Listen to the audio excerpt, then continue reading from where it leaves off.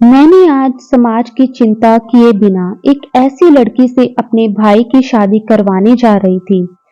समाज तो कभी भी इसको स्वीकार नहीं करता, लेकिन मेरे भाई ने और मैंने ये ठान लिया था कि शादी हमने उसी लड़की से करनी है, जो कि कोठे में पूरे 10 साल अपने जिस्म का सौदा करती रही। लेकिन मुझे खुशबू बहुत पसंद थी और आज मैं अपने भाई को खुशबू से मिलवाने वाली थी। वैसे तो उस कोठे पर पुलिस का छापा पड़ चुका था। वहां पर ज्यादातर लड़कियां जो जबरदस्ती लाई गई थी, वह लड़कियां तो अपने अपने घर चली गई थी। लेकिन जिसका कोई आगे पीछे नहीं था, वह लड़कियां अभी भी वहीं पर काम कर रही थी और अपनी मर्जी से वहां पर थी। खुशबू को मैंने कई बार फोन किया था। खुशबू, तुम मेरे साथ आ जाओ। खुशबू ने कहा, मैं तुम पर बोझ नहीं बनना चाहती। इज्जत तो मेरी कब की लूट चुकी है पूनम। अब उसे बचाकर क्या करना है। यहाँ पर 2 टाइम का खाना तो मिल रहा है, और क्या चाहिए। आखिर मैं जाऊंगी भी तो कहाँ जाऊंगी। मेरा तो कोई नहीं है इस दुनिया में। उसी दिन मैंने फैसला कर लिया कि मैं खुशबू को वहां से निकाल कर ही रहूंगी, चाहे जो भी हो जाए। अब तो मेरा भाई और मेरा पति भी मेरे साथ था, तो मुझे दुनिया की कोई परवाह नहीं थी।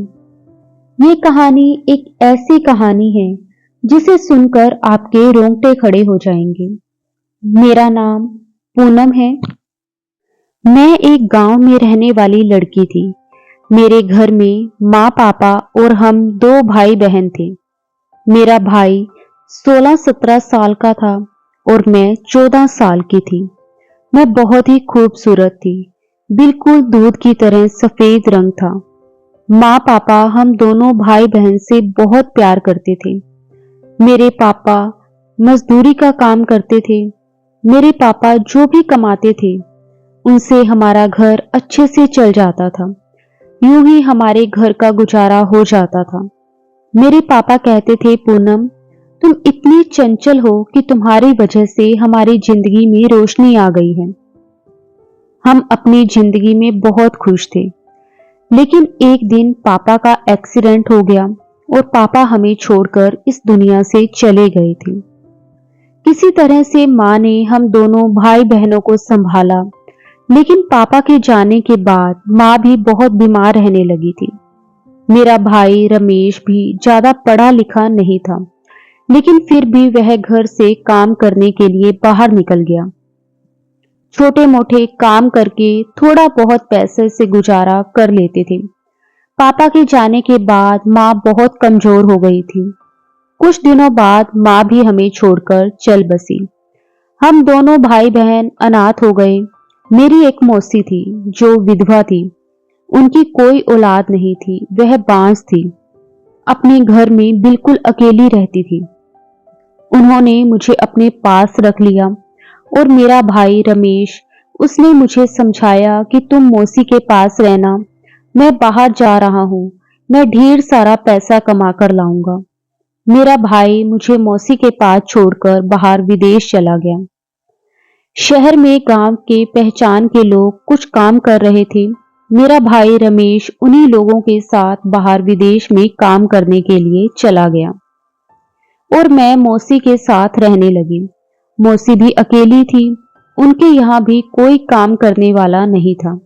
मुझे नहीं पता था कि मौसी अपना गुजारा कैसे करती थी, लेकिन मौसी के पास रहते हुए मुझे इतना मालूम हो गया था कि मौसी अपना गुजारा बहुत मुश्किल से करती है।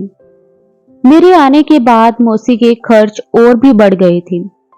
खाना भी मुश्किल से हमें मिलता था। एक बात मैंने नोट की थी, मौसी अक्सर बहुत ज्यादा तैयार होकर घर से बाहर निकलती थी।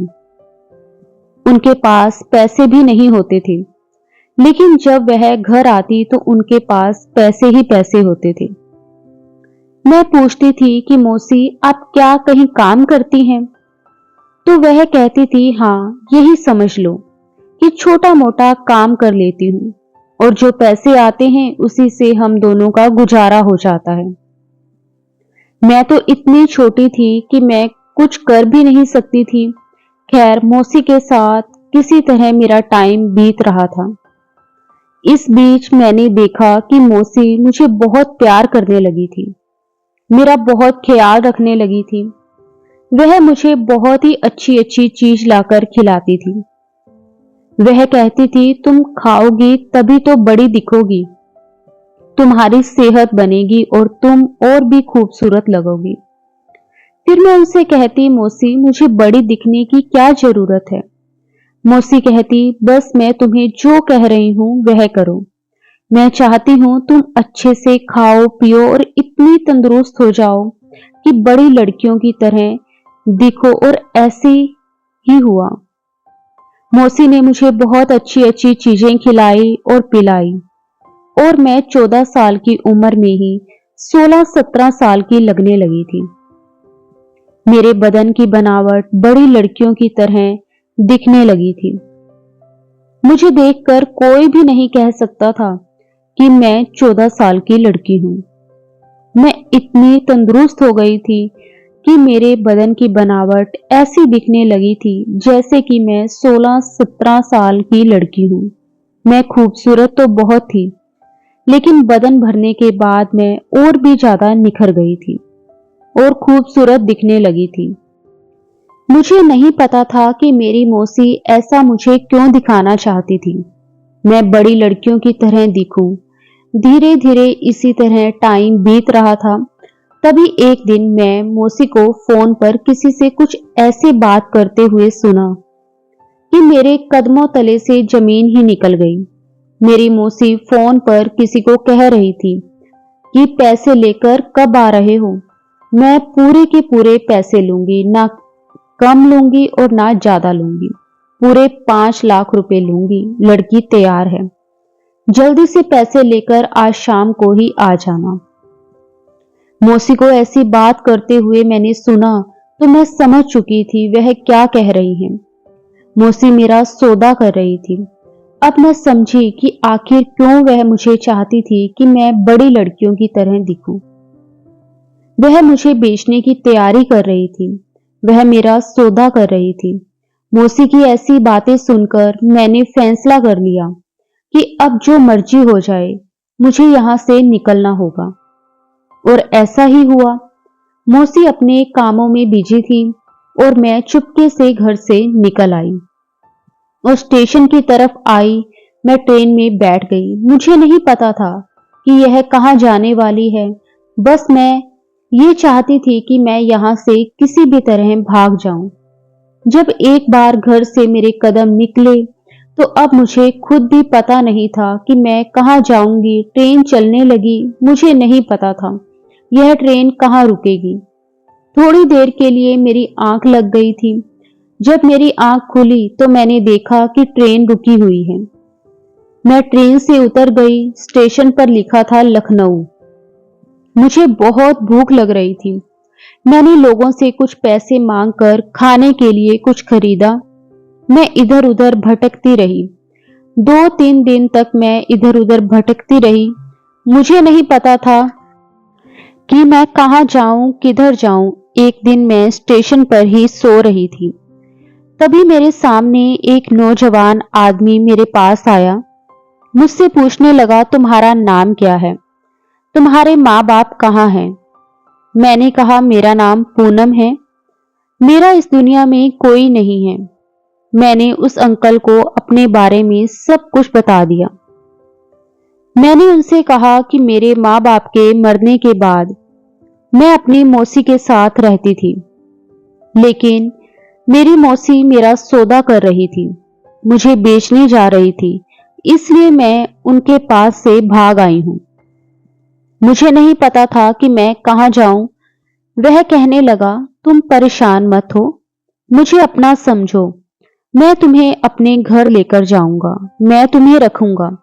मैं खुश हो गई थी।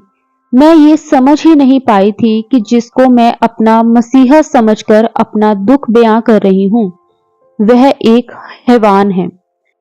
और जिस चुंगल से निकलना चाह रही थी जिसके लिए भागकर आई थी, यह आदमी मुझे उसी दलदल में भेजने वाला है। खैर, मैं उसकी नीयत से बेखबर थी। उस अंकल ने मेरी सारी बातें सुनकर मुझ पर प्यार से अपना हाथ फेरा। वह जैसे ही उस अंकल ने मेरे सर पर हाथ मारा, मेरी आंखों से आंसू झलक पड़े। पर मैं उस अंकल के सीने से लग गई। वह अंकल मुझे तसल्ली देने लगा। वह अंकल मुझे अपने साथ अपने घर ले गया। उस अंकल ने मुझे अपने घर ले जाकर मुझे मुंह हाथ धोने को कहा। मुझे एक प्यारा सा कपड़ा लाकर दिया और कहा, नहा धोकर तुम इस कपड़ों को पहन लेना। मैंने ऐसा ही किया। मैंने वो खूबसूरत से कपड़े पहन लिए। उस कपड़ों में मैं बहुत ही ज्यादा खूबसूरत लग रही थी। वह अंकल मेरे लिए ढेर सारे खाने पीने की चीजें लेकर आता था। मैंने पेट भरकर खाना खा लिया। मैं आराम से सो गई। सुबह मेरी आंख खुली तो मैंने देखा इधर उधर नजर घुमाकर तो घर में पूरा सन्नाटा था। घड़ी पर मैंने टाइम देखा तो सुबह के 10 बज रहे थे। मैं परेशान हो गई क्योंकि वह अंकल मुझे कहीं भी नजर नहीं आ रहे थे। मैं डर गई थी। मेरी नजर दरवाजे पर पड़ी। मैंने देखा उस अंकल के साथ एक औरत आ रही थी। अंकल और वह औरत दोनों घर के अंदर आ रहे थे। वह अंकल मुझे देखकर कहने लगा, पूनम, तुम उठ गई हो? मैंने कहा, हाँ अंकल, मैं उठ गई। मैं आपको ही ढूंढ रही थी। आप कहाँ चले गए थे? वह कहने लगे, देखो, यह सुनीता है। उसकी कोई औलाद नहीं है। तुम्हें गोद ले लेगी। तुम्हारी माँ बनकर तुम्हें पालेगी। तुम्हें अपनी बेटी बनाना चाहती है। वह औरत देखने में बहुत अजीब सी थी। मोटी सी थी, मुंह में पान डाल रखा था। मुझे उससे डर लग रहा था। मैंने कहा, क्या आप मुझे अपने साथ नहीं रख सकते? वह कहने लगा, नहीं पूनम, तुम्हें अपने साथ नहीं रख सकता। मेरी पत्नी है, मेरे बच्चे हैं। मेरी पत्नी तुम्हें अपने पास कभी भी नहीं रखेगी। पूनम, तुम इनके साथ जाओ, ये तुम्हें बहुत खुश रखेंगी। उसकी कोई औलाद नहीं है। तुम्हें बहुत प्यार करेगी और बहुत ही प्यार से रखेगी। नए नए कपड़े जो तुम चाहोगी वो तुम्हें मिलेगा। वह औरत कहने लगी, हाँ बेटा, मैं तुम्हें अपनी बेटी बनाकर रखूंगी। तुम मेरे साथ एक बार चलो तो सही। मैंने हाँ में सर हिला दिया। मेरे पास कोई और दूसरा रास्ता नहीं था। आखिर मैं कहाँ जाती, किसके पास जाती? मुझे बहुत प्यास लग रही थी। मैंने अंकल से पानी के लिए कहा तो अंकल ने कहा कि किचन उधर है, जाओ पानी पी लो। मैं पानी पीने के लिए गई। पानी पीकर जैसे ही किचन से बाहर निकली थी, मेरे कानों में जो आवाज आई, उसे सुनकर मेरे पैरों तले से जमीन खिसक गई। अंकल और वो औरत दोनों एक दूसरे से बातें कर रहे थे। वह औरत उस अंकल से कह रही थी, अरे वाह अनिल, तू उसकी खूबसूरती की जितनी तारीफ कर रहा था, वह तो उससे भी ज्यादा खूबसूरत निकली। तूने मुझे इस बार खुश कर दिया।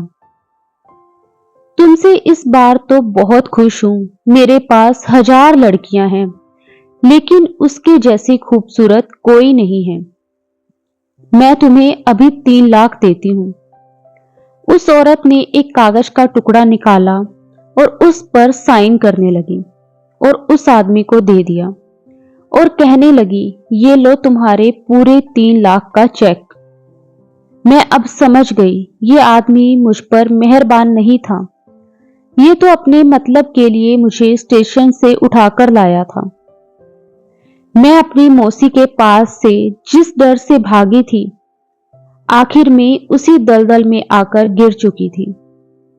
मैं उन दोनों की बातें सुनकर भागने वाली थी, लेकिन बाहर गाड़ी खड़ी थी और उन दोनों आदमियों ने मुझे पकड़कर गाड़ी में बिठा दिया। वे औरत भी गाड़ी में आकर बैठ गई और मुझे भीड़ भाड़ वाले इलाके में ले गई। ये जगह बहुत ही गंदी थी। लड़कियां बहुत ही अजीब अजीब कपड़े पहनकर दरवाजे के बाहर खड़ी हुई थी। और मर्दों को अजीब अजीब से गंदे गंदे इशारे कर रही थी। ये सब देखकर मैं हैरान हो गई। वह औरत मुझे गाड़ी से घसीटती हुई मुझे उतारने लगी। मैंने कहा, मुझे छोड़ दो, मुझे जाने दो, लेकिन वह मुझे नहीं छोड़ रही थी। मुझे घसीटते हुए कमरे में ले गई और एक लड़की को आवाज देने लगी जिसका नाम खुशबू था। वह औरत कहने लगी, खुशबू, इस लड़की पर पूरी नजर रखना। इस लड़की की जिम्मेदारी तुम्हारी है। तुम इसको खाने पीने का हर चीज का ध्यान रखोगी। इतना कहकर वह चली गई। मैं अपनी किस्मत पर फूट फूट कर रोने लगी। वह लड़की जिसका नाम खुशबू था, वह कहने लगी, रोना बंद करो, रोने से कोई फायदा नहीं है, क्योंकि यहाँ एक बार जो आता है वह यहीं का होकर रह जाता है। यहां से निकलने का कोई रास्ता नहीं। मैं उस पर गुस्सा करने लगी। उसने कहा, गुस्सा करने से कोई फायदा नहीं, तुम गुस्सा करके खुद का ही नुकसान पहुंचाओगी। अगर तुमने यहां से भागने की कोशिश की तो तुम्हें जान से मार दिया जाएगा। अगर जिंदगी चाहती हो तो यहां पर जो जैसा कहेगा वैसा करना होगा। वैसे तुम्हारा क्या नाम है? मैंने कहा, मेरा नाम पूनम है। वह कहने लगी, तुम तो बहुत ही खूबसूरत हो और ये खूबसूरती ही तुम्हारी जिंदगी के लिए नरक बन गया है। वह मुझसे पूछने लगी, तुम्हारी उम्र कितनी होगी? मैंने कहा, मेरी उम्र सिर्फ 14 साल है। और वह कहने लगी, पर तुम तो 16-17 साल की लगती हो। तुम काफी बड़ी लग रही हो। तुम्हारा बदन देखकर कोई नहीं कहेगा कि तुम इतनी छोटी हो। मैंने उसे कहा कि अब मुझे कोई फर्क नहीं पड़ता कि मेरी उम्र कितनी है, मैं छोटी दिखती हूं या बड़ी दिखती हूं। किस्मत मुझे यहां लेकर आई है। समझ जाओ, मैं जरूरत से ज्यादा बड़ी हो गई हूं। जिसको मैं अपना मसीहा समझ रही थी, उसने मुझे धोखा देकर मेरा जिस्म बाजार में बेच दिया। खुशबू मेरे लिए खाना लाई। वह मुझे खाना खाने को कह रही थी। मैंने खाने को फेंक दिया और मुंह मोड़कर एक कोने में जाकर बैठ गई। तभी अचानक से सुनीता बाई आई, जो मुझे यहाँ लेकर आई थी। वह कहने लगी, यह जिस्म फिरोशी का अड्डा है। यहाँ पर नए नए लोग आते हैं और लड़कियों के साथ कमरे में बंद हो जाते हैं और फिर वह पूरी रात उस लड़की के साथ प्यार मोहब्बत करते हैं। ऐसा ही अब तुम्हारे साथ भी होगा। ज्यादा नखरा करने की जरूरत नहीं है, ज्यादा नाटक करने की जरूरत नहीं है और ज्यादा चीखने चिल्लाने या शोर मचाने की भी जरूरत नहीं है। यहाँ के माहौल को अपनी जिंदगी में उतार लो। यहाँ के माहौल में रंग जाओ। तुम्हारी नथ उतराई की रस्म जल्द ही शुरू होगी। जैसे ही कोई अच्छा सा ग्राहक आएगा तुम्हारे लिए, तुम बिल्कुल अच्छे तरीके से तैयार रहना। तब तक तुम 1 दिन या 2 दिन आराम से आजाद रह सकती हो। खाओ पियो ऐश करो, कोई समस्या नहीं। और यहां से भागकर जाने की अगर जरा सी भी कोशिश की या हिम्मत की तो यहाँ के बॉडीगार्ड देख रही हो ना, आसपास में जो हट्टे कट्टे मुस्टंडे खड़े हैं, वह टांग पर टांग रखकर तुझे बीच में से चीर कर रख देंगे। मुझे कुछ भी समझ नहीं आ रहा था, ये मेरे साथ क्या हो रहा है। खैर, मेरी नथ उतराई का टाइम भी आने वाला था। हर दिन यहाँ पर एक ग्राहक आते थे और उन सभी को मुझे दिखाया जाता था। लेकिन मेरी कीमत उस औरत ने इतनी लगाई थी कि अब तक जितने भी आदमी आए थे, वह लोग इतनी कीमत नहीं दे पा रहे थे। इसलिए मुझे अभी तक किसी ने हाथ भी नहीं लगाया था। लगभग इसी तरह टाइम बीता जा रहा था और इसी तरह 1 हफ्ता बीत गया और वह दिन भी आ गया जिस दिन मुझे कोई हाथ लगाता। एक लंबा चौड़ा आदमी ने उस कोठे पर कदम रखा। मुझे लेकर उस आदमी के पास गए। वह मुझे देखते ही बोल पड़ा कि मैं दूंगा इस लड़की की कीमत पूरे 1 लाख। जाओ इस लड़की को ले जाओ और इसे दुल्हन की तरह सजाकर मेरे पास ले आओ। उसकी ऐसी बातें सुनकर तो मेरे हाथ पैर कांपने लगे थे। ऐसा लग रहा था कि अब मेरी दुनिया लूटने वाली है। अब मेरा कुछ भी मेरा नहीं रहेगा। मेरा सब कुछ उजड़ने वाला है। वह 45 साल का नौजवान हट्टा कट्टा आदमी था और मैं तो सिर्फ 14 साल की थी। मैं अपनी किस्मत को कोस रही थी। मुझे दुल्हन की तरह सजाकर कमरे में बिठा दिया गया था। मेरे हाथ पैर कांप रहे थे। तभी सामने वह आदमी दिखाई दिया। वह कमरे में आया और उसने दरवाजा बंद कर दिया। मैं डर से बिस्तर पर से उठकर खड़ी हो गई। वह कहने लगा, अरे तुम उठकर खड़ी क्यों हो गई हो? बैठी रहो, तुम इतनी डर क्यों रही हो? मैंने कहा, साहब आप मेरे करीब मत आना। वह कहने लगा, अच्छा तो मैंने तुम्हारी इतनी कीमत अदा की उस औरत को इतने सारे पैसे क्यों दिए हैं? पता है, तुम्हारे साथ एक रात बिताने के लिए। मैंने कहा, साहब मेरे साथ ऐसा कुछ मत करना। मैं ये सब बर्दाश्त नहीं कर पाऊंगी। मुझसे ये सब नहीं होगा। वह कहने लगा, सब कुछ हो जाएगा, तुम कोशिश तो करना। तुम क्यों छोटी बच्ची की तरह डर रही हो? अगर तुम्हें ये सब करना ही नहीं था तो फिर इस जगह पर आई ही क्यों हो? मैंने कहा, साहब मैं यहाँ पर अपनी मर्जी से नहीं आई हूँ। मुझे यहाँ पर जबरदस्ती लाया गया है। वह पूछने लगा, तुम्हें यहाँ पर कौन लाया है? मैंने कहा, साहब मैं बहुत ही छोटे से गांव में रहती थी। मेरे माँ बाप के मरने के बाद मेरी मौसी ने मुझे अपने पास रखा। उन्होंने मुझे बेचने की कोशिश की तो मैं उनके पास से भागकर इस शहर में आ गई। लेकिन किस्मत की मारी थी, मेरी किस्मत भी फूटी थी। मैं यहाँ पर भी इसी दलदल में फंस गई। इसलिए मैं ना चाहते हुए भी इस दलदल के बाजार में पहुंच गई। मेरी उम्र बस 14 साल की है। साहब मैं इस काबिल नहीं हूं मैं इन सब को बर्दाश्त कर सकूं। मुझ पर तरस खाओ। मैं उस आदमी के पैरों में गिर गई और कहने लगी, मुझे एक उम्मीद थी शायद वह मुझे छोड़ दे। लेकिन वह यह जानकर खुश हो गया कि मैं कम उम्र की लड़की हूं। कहने लगा, फिर तो तुम्हारे साथ रात बिताने में और भी मजा है। दिखने में तो तुम बहुत खूबसूरत हो। लगता नहीं कि तुम इतनी छोटी हो। वैसे भी मुझे 14-15 साल की लड़कियां बहुत पसंद हैं। देखो तुम ज्यादा परेशान मत हो। कुछ ही दिनों में तुम्हें इन सब की आदत पड़ जाएगी। मैंने उसके सामने हाथ जोड़े, उसके पैर पकड़े, लेकिन उसने मुझे अपने पैरों से उठाकर बेड पर लिटा दिया।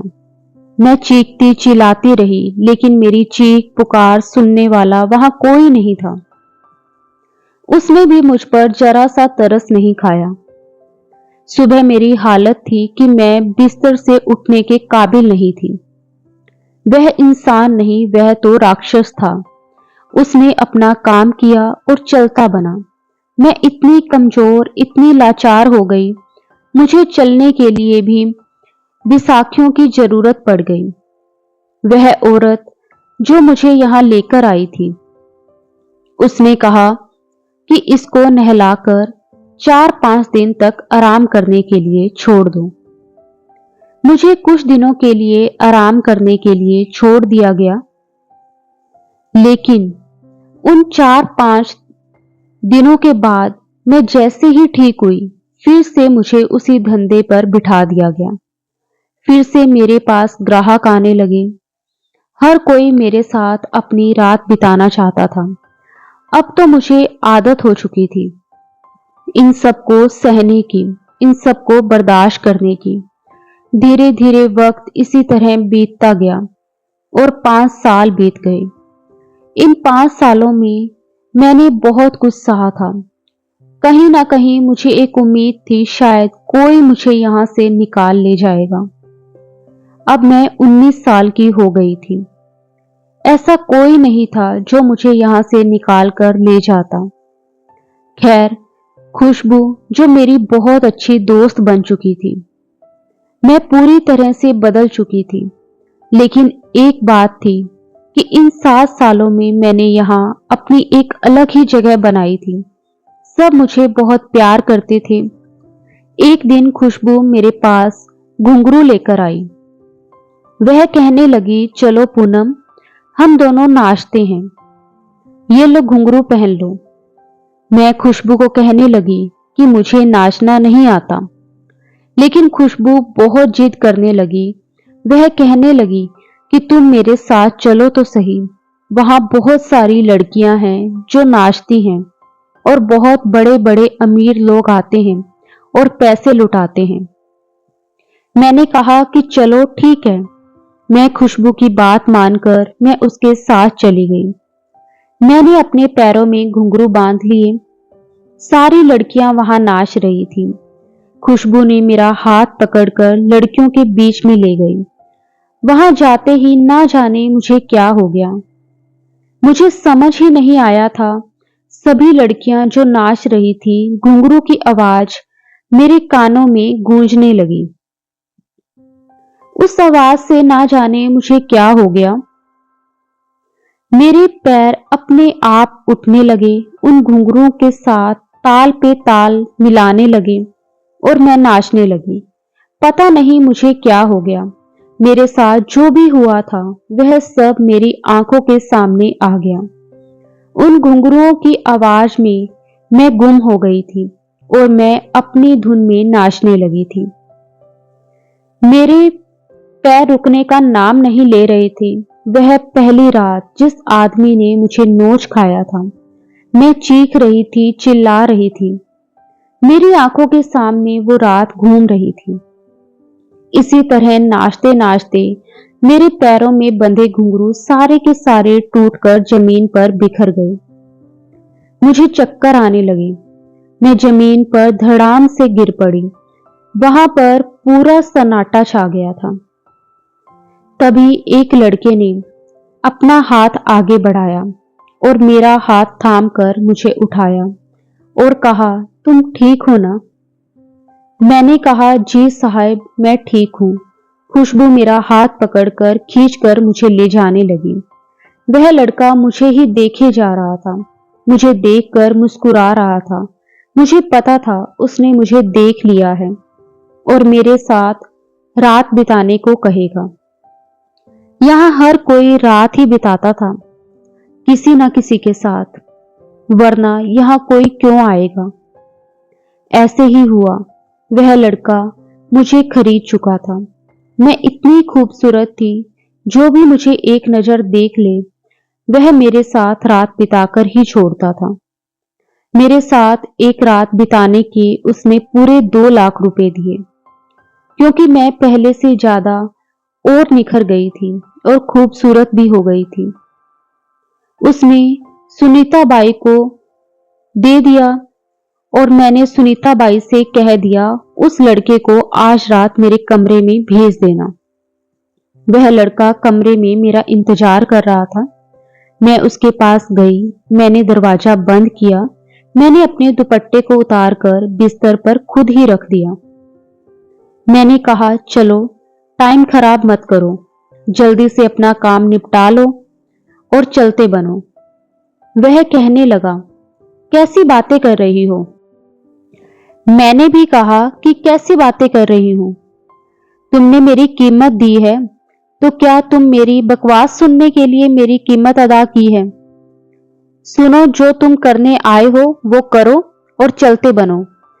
कहने लगा, तुम गुस्से में लगती हो, हमेशा ऐसे ही रहती हो या फिर मेरे साथ ऐसा कर रही हो? मैंने कहा, बस मुझे तुम्हें जानने की जरूरत नहीं है। वह कहने लगा, जानने की जरूरत कैसे नहीं है?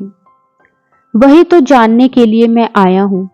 मैंने कहा, बकवास कर रहे हो तुम। क्या जानने के लिए आए हो? ज्यादा जानने की कोशिश मत करो। वह कहने लगा, तुम्हें क्या लगता है कि मैं तुम्हारे पास क्यों आया हूं? मैंने कहा, वही जो करने के लिए तुमने मेरी कीमत अदा की है। मेरे बदन को खरीद कर अब तुम पैसा खराब मत करो वह हंसने लगा और कहने लगा, तुम आराम से बैठो। उसने दुपट्टा उठाया और मेरे कंधे पर रख दिया और वह कहने लगा, मैं तो बस तुम्हारे साथ बातें करने के लिए आया हूं और कुछ करने के लिए नहीं आया। तुम्हारी आंखों में बहुत दर्द दिखता है। तुम्हें देखते ही मेरे दिल ने चाहा तुम्हें करीब से जानूं। मैं जोर जोर से हंसने लगी। मैंने कहा, अच्छा, तो लोग यहाँ पर दिल की बात भी सुनते हैं? वह कहने लगा, हाँ, क्यों नहीं। वह मुझसे पूछने लगा, अच्छा बताओ, तुम यहाँ पर जबरदस्ती आई हो या फिर अपनी मर्जी से ये काम कर रही हो? मैंने कहा, यहाँ पर हर लड़की अपनी मर्जी से काम नहीं कर रही। हर किसी की अपनी मजबूरी है। कोई अपना पेट भरने के लिए यहाँ पर काम कर रही है, कोई मजबूरी में और कोई जबरदस्ती काम कर रही है और कोई खुशी से काम कर रही है। सबकी अपनी एक अलग ही कहानी है। फिर वो कहने लगा, मैंने सबके बारे में नहीं पूछा, मैं सिर्फ तुम्हारे बारे में जानना चाहता हूं। मैंने कहा, अच्छा, तुम मेरे बारे में जानना चाहती हो तो सुनो। मैं यहां अपनी मर्जी से नहीं आई। मेरी किस्मत मुझे यहां घसीट कर लाई है। मैंने अपनी पूरी कहानी उस लड़के को बताई और मेरे साथ रात भर एक कमरे में ही रहा, लेकिन उसने मुझे छुआ तक नहीं। सुबह होते ही वह चला गया। मैं भी हैरान थी। जब उसे कुछ करना ही नहीं था तो वह मेरे पास आया ही क्यों था। खैर, कुछ दिन इस तरह बीतते गए। मैं भी उसकी ऐसी हरकतों से बेचैन सी हो गई थी। वह लड़का आखिर मेरे बारे में जानकर कहाँ गायब हो गया था और उसने मुझे हाथ क्यों नहीं लगाया था।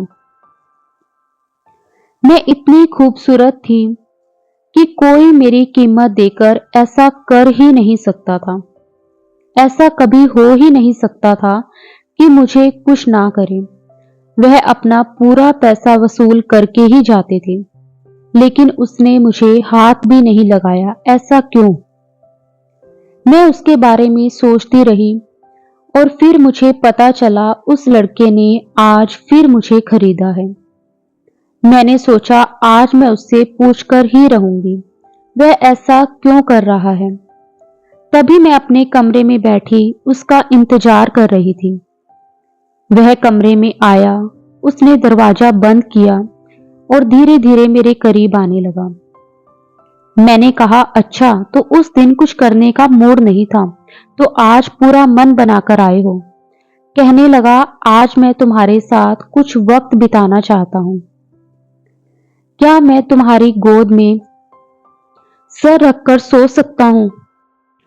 मैंने कहा, हाँ, क्यों नहीं, सो सकते हो, पूछने की क्या जरूरत है। आखिर तुमने मेरी कीमत जो अदा की है। तभी उसने मेरे मुंह पर अपनी उंगली रख दी और कहने लगा, अब बस भी कर।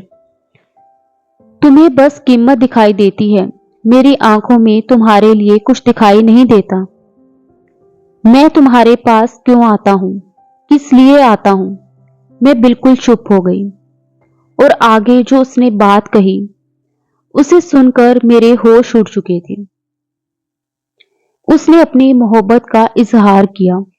वह कहने लगा, पूनम, मैं तुमसे बहुत प्यार करता हूं और तुमसे शादी भी करना चाहता हूं। उसने इस तरह से मोहब्बत का इजहार किया तो मैंने भी हाँ कह दिया। कहीं ना कहीं वह भी मेरे दिल में घर कर चुका था, क्योंकि ऐसा आज तक नहीं हुआ कि कोई मेरे साथ इस कमरे में हो और मुझे ना छुए। खैर, वह कहने लगा, अगर तुम मेरा साथ दो तो मैं तुम्हें यहां से निकालना चाहता हूं। मैंने कहा, मुझे यहां से निकलना बड़ा ही मुश्किल है। मैंने अगर यहां से बाहर कदम रखा, तुम देख रहे हो ना, जो बड़े बड़े मुस्टंडे बॉडीगार्ड खड़े हैं, वह मुझे जान से मार देंगे। लेकिन वह कहने लगा, अगर तुम मेरा साथ दोगी तो तुम्हें यहां से निकाल लूंगा। मैंने कहा, ठीक है। इतना कहकर वह मेरे पास से चला गया। एक हफ्ता बीत गया लेकिन उसकी कोई खबर नहीं थी। तभी एक दिन अचानक मैं अपने कमरे में बैठी हुई थी कि चारों तरफ शोर मचने लगा। मैंने बाहर निकलकर देखा तो चारों तरफ पुलिस की भीड़ जमी हुई थी। मैं घबरा गई थी, पर मैंने पुलिस वालों के साथ उसी लड़के को देखा जिसका नाम अमित था। उसने मुझे इशारे से बता दिया कि वही इन पुलिस वालों को लेकर आया है। वह मेरे पास आया। वह कहने लगा, इनको मैं ही लेकर आया हूं। मैंने कहा कि अमित, तुमने ऐसा क्यों किया? तुम्हें ऐसा नहीं करना चाहिए था। तुम तो कह रहे थे कि मुझे यहां से निकाल कर ले जाओगे, लेकिन तुमने तो यहां सारा मामला ही खराब कर दिया। पुलिस वाले सबको गिरफ्तार कर लेंगे। अमित कहने लगा, पूनम, तुम परेशान मत हो। मैंने सुनीता को और उस आदमी को जिसने तुम्हें बेचा था, उन दोनों को पुलिस के हवाले कर दिया है और सब कुछ उन्हें बता दिया है। यहाँ पर बहुत सारी लड़कियां हैं जो जबरदस्ती इस काम को कर रही हैं। उन्होंने कहा कि अगर ऐसा है तो उन सारी लड़कियों को आजाद करने की जिम्मेदारी मेरी है। अगर पुलिस वाले तुमसे पूछे तो अपनी सारी हकीकत पुलिस वालों के सामने बता देना। मैंने कहा, ठीक है। अमित मेरा हाथ पकड़कर उन पुलिस वालों के सामने लेकर गया। पुलिस वाले कहने लगे, यही लड़की है जिसे तुम अपने साथ लेकर जाना चाहते हो? अमित कहने लगा, हाँ, इसका नाम पूनम है। आप उससे जो पूछना चाहते हैं पूछ सकते हैं। एक पुलिस वाले ने अमित से पूछा कि कहीं तुम इसे यहां से निकालकर कहीं दूसरी जगह बेच तो नहीं दोगे? क्या तुम इस लड़की से शादी करोगे? तो अमित कहने लगा, मैं शादी तो इसी से ही करूंगा, क्योंकि मैं पूनम से प्यार करता हूं और उसी से शादी भी करना चाहता हूं। पुलिस वालों ने सब मुझसे पूछा तो मैंने भी अपनी सारी कहानी पुलिस वालों को बता दी। मैंने कहा, मैं भी अमित से शादी करने के लिए तैयार हूं। अमित ने सबके सामने मुझसे शादी की बात की। मेरे लिए इससे ज्यादा खुशी की बात और क्या हो सकती थी। यहाँ पर काफी ऐसी लड़कियां थी जो अपनी मर्जी से काम नहीं कर रही थी, अपनी खुशी से काम नहीं कर रही थी। सारी लड़कियों से पूछताछ करके उनकी मर्जी पर छोड़ दिया गया। वह चाहती हैं तो यहाँ पर रह सकती हैं और जाना चाहती है तो यहाँ से आजाद होकर जा सकती हैं। खैर, अमित ने मेरा हाथ थाम लिया। मैं अमित के साथ उस बदनाम गली से निकल आई थी। आज मैं पूरी तरह से आजाद थी। मैंने अमित के साथ अपनी जिंदगी की नई शुरुआत की। अमित का भी इस दुनिया में कोई नहीं था। हम दोनों अपनी जिंदगी में हंसी खुशी रहने लगे।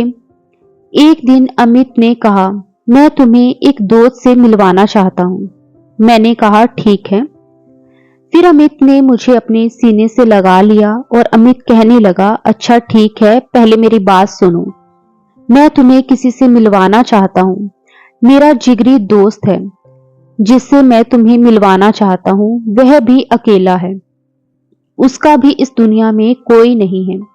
बस एक बहन थी, लेकिन उसका भी कोई अता पता नहीं। वह बेचारी भी किस्मत की मारी है। अपनी बहन को उसने कहां कहां नहीं ढूंढा, लेकिन वह कहीं नहीं मिली। मैंने कहा, अच्छा कोई बात नहीं, आप अपने दोस्त को घर बुला लो और देखना, मैं भगवान से प्रार्थना करूंगी कि उसकी खोई हुई बहन उसे जल्द से जल्द मिल जाए। दूसरे दिन अमित अपने दोस्त के साथ घर आए तो मैंने उस इंसान को देखकर हैरान हो गई, क्योंकि वह कोई और नहीं, यह तो मेरा ही भाई था, मेरा अपना भाई जो शहर गया हुआ था। मेरे भाई ने मुझे देखकर सीने से लगा लिया। हम दोनों भाई बहन फूट फूट कर रोने लगे। उसने कहा, मैंने तुम्हें कहां कहां नहीं ढूंढा। मैंने मौसी से कितनी लड़ाई की, लेकिन उसने तुम्हारे बारे में कुछ नहीं बताया। उसने बस इतना कहा कि ना जाने वह कहां भाग गई।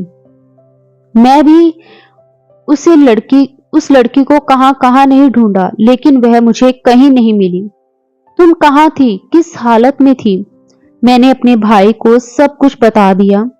मेरा भाई अपने आप को कोसने लगा।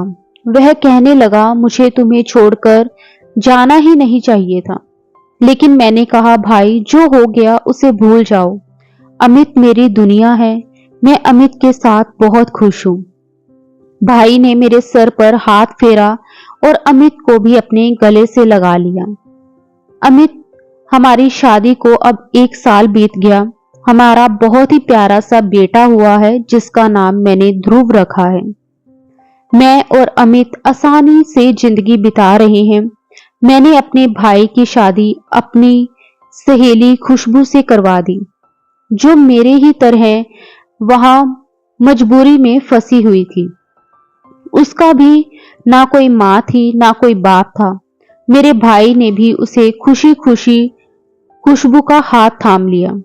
हालांकि खुशबू मेरे भाई से उम्र में 10 साल बड़ी थी, लेकिन मेरे भाई ने उसका साथ दिया और उससे शादी कर ली। आज हम दोनों भाई बहन एक ही साथ रहते हैं। खुशबू भी मेरे साथ रहती है और हम दोनों सहेलियों की तरह एक साथ रहते हैं, और हमारे बच्चे भी स्कूल में जाते हैं। अगर आपको आज की कहानी पसंद आई है तो वीडियो को जरूर लाइक कीजिए और अपने दोस्तों के साथ भी शेयर कीजिए। और हाँ, अगर आपने अभी तक हमारे चैनल को सब्सक्राइब नहीं किया है तो जरूर चैनल को सब्सक्राइब कर लें। मिलते हैं हम अपनी कल की एक नई दिलचस्प कहानी के साथ। मुझ पर सदा अपना प्यार और स्नेह ऐसे ही बनाए रखना। सभी को मेरा प्यार भरा नमस्कार दोस्तों।